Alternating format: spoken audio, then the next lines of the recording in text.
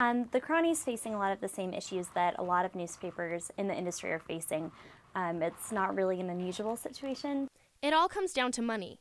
The Chronicle's budget was slashed this year.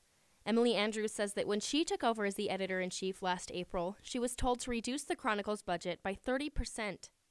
We slashed our travel budget pretty significantly. I personally believe that a lot of the sports reporting that we can do doesn't necessarily mean that you need to be at the game. Many students working for the paper also received small pay cuts.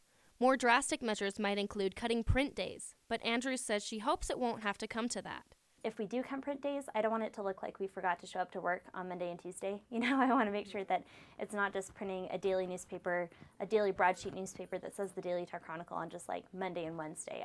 The Daily Utah Chronicle had a budget of about $307,000 this year. Most of that has gone to pay for printing costs and to pay the student staff. Now, the Chronicle has long relied on ads in its pages to pay for these expenses, but a sharp drop in advertising revenue has led the leadership of the paper to say, "What now?"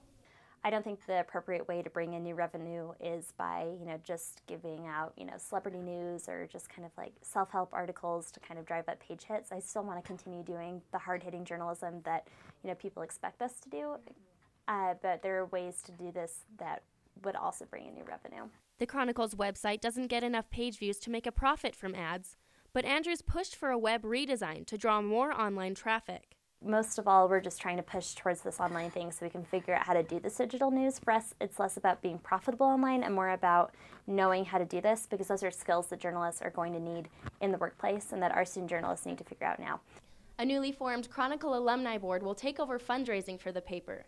The Student Media Council and next year's editor-in-chief, who's announced later this month, will dictate further financial decisions. Reporting for Newsbreak, I'm Nicole Nixon.